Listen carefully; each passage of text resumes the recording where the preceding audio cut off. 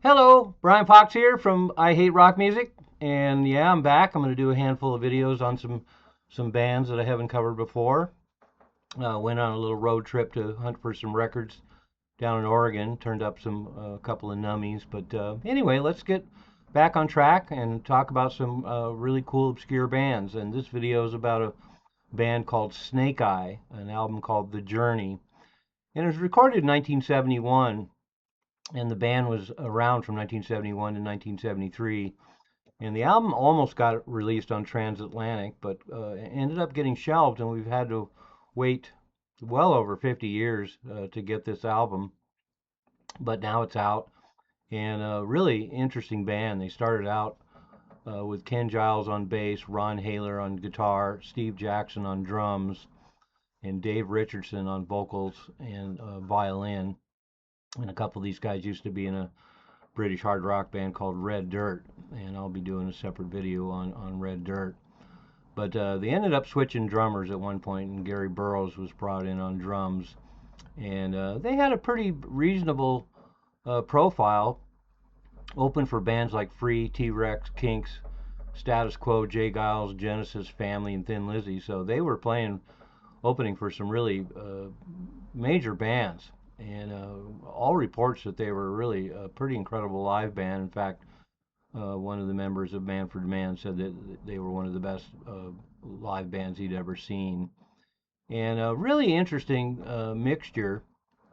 Right off the bat, they kind of end up sounding like the Allman Brothers, and then they morph into their own vision. Although I hear hints of bands like Wishbone Ash and a little dash of King Crimson and other things in there, but they have their own sound. Really nice, evocative, uh, low key vocals kind of add to what the band does, and there's a kind of a brooding intensity to it. There's not a lot of drama to it, and it's a little thin in spots. So I suspect that to a certain degree these were demos, but there's definitely some moments that come punching through with multiple overdubs that make the record really, really, really good listen.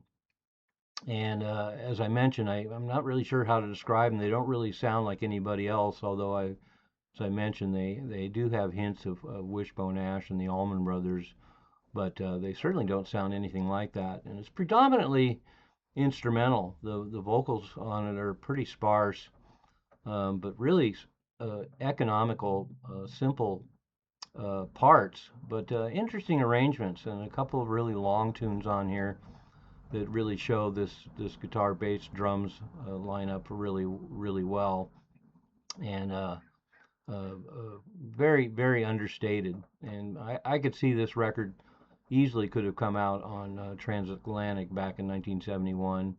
They were definitely ready for the big time. And although, like I say, this record is not full of a lot of drama, it's a really solid record. And the sparse bass, drums, and guitar lineup, and then some guitar overdubs really lends it a really nice sound.